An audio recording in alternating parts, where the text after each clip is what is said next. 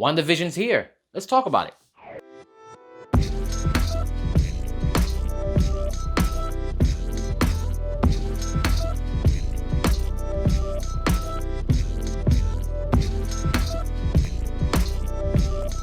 Hey, what's up, nerd fan? This is your boy Gashawn, and I'm gonna welcome you to Into the Nerd. So if you love series, whether they're on Netflix, Disney Plus, HBO Max, whatever, we're gonna be talking about them. And today we're gonna be talking about Wandavision, which just came out a couple days ago on Disney Plus. So I've seen a lot of comments on different forms of social media, and people are just kind of confused by how they went about it. A lot of people were just like, I don't get it.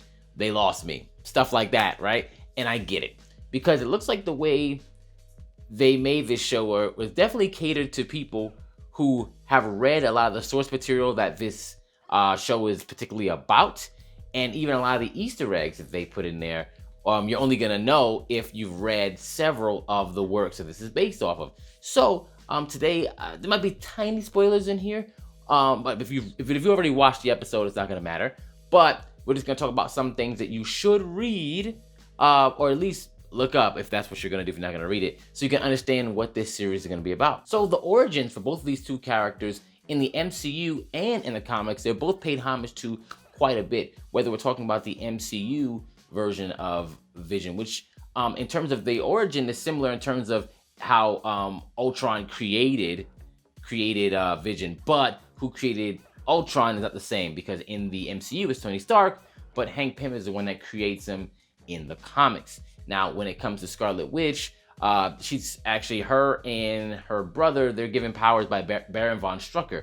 But in the comic, they are actually mutants. They're born mutants, and their father is Magneto. Now, that's been changed a couple times, especially to make, like recently, they changed it to more mirror what's going on in the movies, and they're most likely going to change it back based on now that the X-Men are back on the board, because, you know, Marvel bought Fox and stuff back, so obviously that's probably going to change. But either way, you might want to look more into their origins, so you can kind of see like where these Easter eggs are coming from. After that, I would say the run of the Vision and Scarlet Witch, which details when Vision and Scarlet Witch first get together. Not all the teammates of the Avengers like it, not even their family members, but they go and live in the suburbs together. She winds up magically pregnant, like she does in the show, literally in episode 2, like when her stomach just has a bump. It's also revealed that the kids that she's pregnant with are just fragments of Mephisto's soul. Agatha, who is right now in the show known as Agnes, is actually her mentor in the comics that shows her how to use like her magical abilities, which might even happen in the show as well. And she's the one who first finds out about the whole Mephisto soul fragment thing. And when Scarlet Witch loses her kids in the comic, Agatha has to remove her memory so she doesn't go absolutely crazy, which eventually she winds up giving those memories back. And this is where the next storyline comes in almost 20 years later, which is House of M. And in House of M, when she remembers that she lost her kids and the part some people had to play in it, she goes crazy, says no more mutants, and like pretty much alters reality and makes it some weird dystopian future, which is not very good. Which obviously, from just telling you the baseline of those stories, this is not exactly that, but they are borrowing certain elements from it, specifically that Scarlet Witch is obviously altering reality with her power, shaping it in a way that she wants to, even though we can see certain things are being twisted, like we can see like the random splashes of color to show like, you know, the cracks are starting to show and stuff like that, right? Which is pretty cool. Agatha is also in the comic, she's also like part of like the original the witches from the Salem witch trial, like, you know, she was burned at the stake, all that type of stuff, but she winds up surviving and all that, and she's very integral to Wanda's development for a long time. They also, the wine that they're pouring in the first episode is actually literally in French, it's like House of M. Well, it's not literally House of M, like I forgot what the third word means. I think it means like scorned or something like that in French, but regardless, it's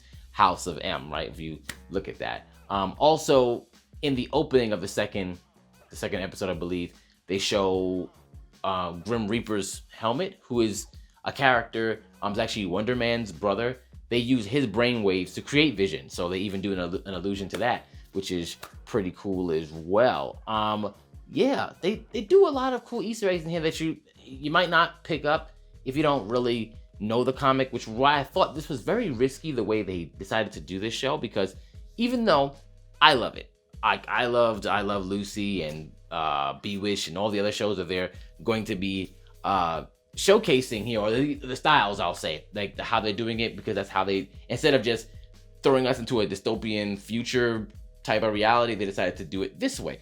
And what it does is it actually shows us a lot of range for the actors, and it actually brings us some charm to the characters that we didn't get from the MCU. So this is like an automatic bonus for this being on Disney Plus, and these stories being told in episodic in a way where we can see more of them. They become a little bit more exposed, which is cool, which is why I really like this. But I can understand how this loses a whole bunch of people who aren't aware of the type of things that I'm saying right now. And I don't want to go into too many details, because I feel like if I go into too many details, you'll kind of know where, well, we don't really know where it's all going, but I just don't want to spoil too much. I mean, if you've seen the show, you've seen it, but if not, sorry. Sword is like, you see the little sword emblem, especially at the end, the people watching it, that is literally like the extraterrestrial version of S.H.I.E.L.D. So S.H.I.E.L.D. takes care of everything that comes into the hemisphere. Before it gets there, Sword is pretty much the organization that has to stop it. Just giving it layman's terms. A little bit more than that, but I'm just trying to give you layman's terms. So who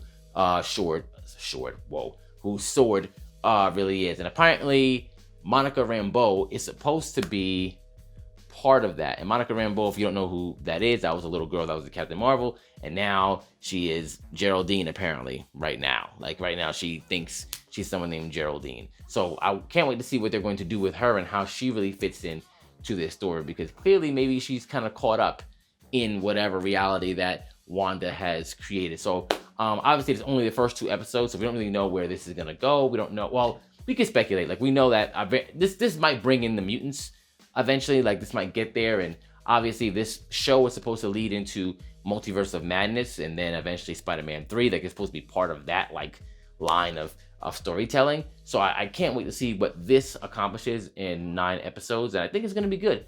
I think it's good right now, but I can see if you didn't know any of the baseline stuff, and I don't want to give too many things away. I mean, especially like even the little things they say, like in the conversation where she was like, you know, and my husband's indestructible head, like, you know, kind of alluding to like how his head was destroyed and all that. And even in the comic, you know, he was killed as well. And I also made her go nuts when, you know, because she loved him, and, you know, her reality altering powers are tied very closely to her emotions, as you can see.